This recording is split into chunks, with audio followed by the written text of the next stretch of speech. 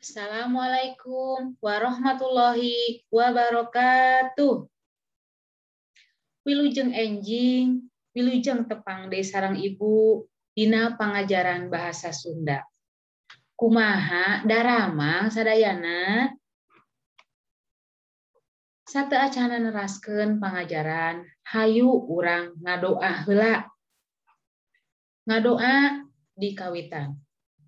Raditu billahi robba wa bil islami dina wa bi Muhammadin nabiyya wa rasula Rabbi zidni ilman warzuqni fahman. Amin. Mudah-mudahan doa urang sadaya dikabul ku Gusti Anu Maha Suci. Sangkan salami urang diajar, urang aya dina panangtayungan Gusti Nu Maha Suci. Murang kalih sadaya anu saroleh, hancak garapan dina pangajaran bahasa Sunda anu baris diguar ayeuna nyaeta hirup rukun sauyunan. Masih dina pangajaran anu kadua nya. Emut keneh henteu nu kamari. Tah, engke saupamina urang tos rengse diajar, ibu ngaharepkeun ka hideuk supaya hideuk mampu atanapi tiasa nyebutkeun harti-harti kecap anu diajarkeun engke. Anu kaduana hideuk sing mampu ngalarapkeun kecap-kecap eta kana kalimat. Sok ayeuna tingali deui buku bahasa Sundana, buka buku bahasa Sundana. Nah, buku bahasa Sundana ieu buku Midadami kelas genep. Buka kaca 16. Nah, atos dibuka sadayana. Emot keneh kan anu caritana anu kamari tos dipalajari ku urang?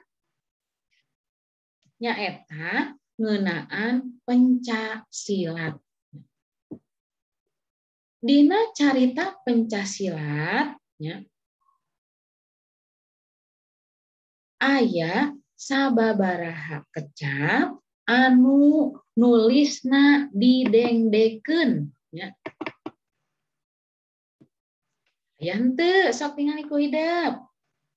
Aya tangtosna cing urang ilo ku urang hiji-hiji kecap naon bae eta anu nulisna didengdekeun teh. Terus naon maksudna? Maksudna urang jelaskeun naon eta kecap anu nulisna didengdekeun teh. Cing urang tingali aya kecap naon wae. Nu kahiji nyaeta aya kecap wanoh nya. Anu kadua jawara, anu katilu jentre, anu kaopat kembang, anu kalima ngadalian atanapi kadali. Anu kagenep mintonkeun atawa pinton.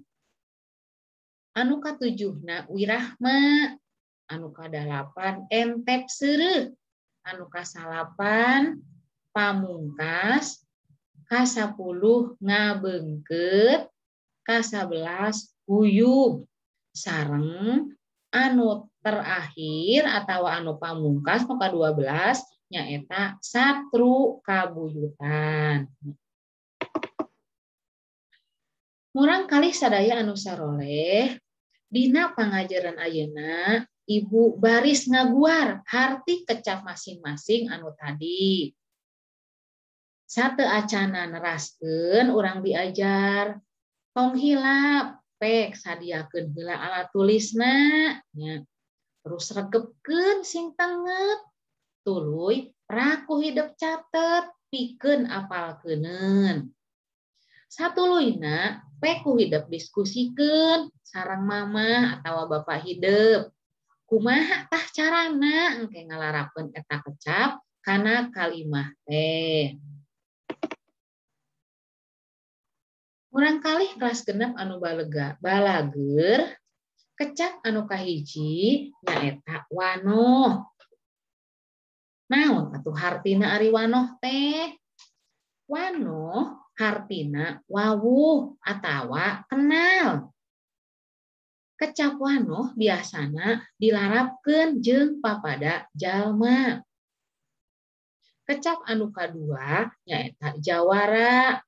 Anu ngandung harti juara atawa jalma anu jago dina widang penca. Anu katilu nyaeta jentre atawa eces. Sedengkeun ari anu kaopat nyaeta kembang. Kembang dina istilah Pancasilat ngandung harti penca igel atawa penca ibing atawa seni penca.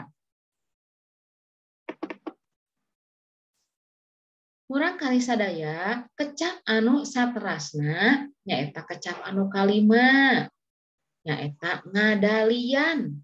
Ngadalian ngandung harti nahan. Sedengkeun anu kagenep nyaeta mintonkeun. Mintonkeun ngandung harti nembongkeun. Anu katujuh nyaeta kecap wirahma. Hartina nyaeta aturan lagu anu ngeunah ka kupingna ku cepil urang. Urang kalih sadaya anu balager anu kadalapan nyaeta entep seureukna. Anu ngandung harti puguh susunanana. Anu kasalapan nyaeta pamungkas. Terang meureun ari pamungkas mah nya. Nyaeta hartina teh panungtungan atawa akhiran. Anu kasapuluh nyaeta ngabeungkeut. Hartina ngahijikeun. Anu kasabelas nyaeta guyub. Hartina rukun, akur, atawa babarengan.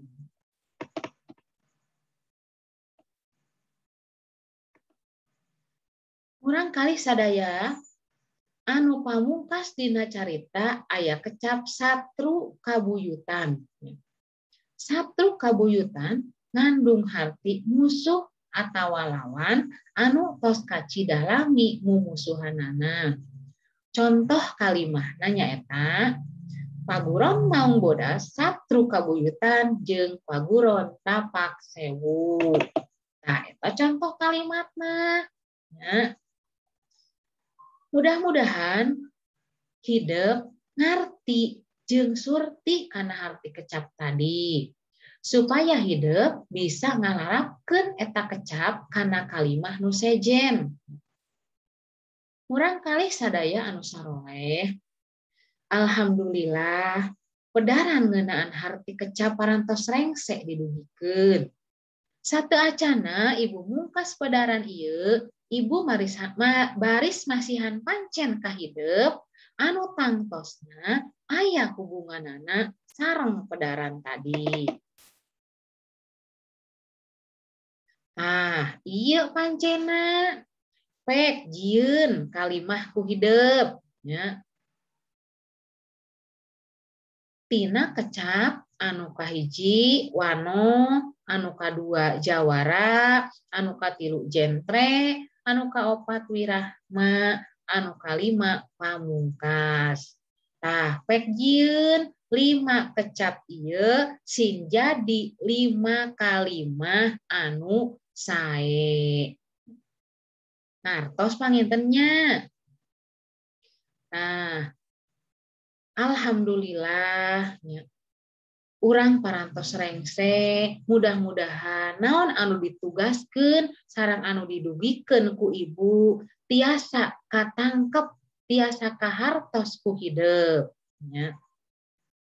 Ibu ngaharepkeun ka hidup, mudah-mudahan hidup sing tetap semangat diajar sanajan urang ayeuna diajarna daringnya.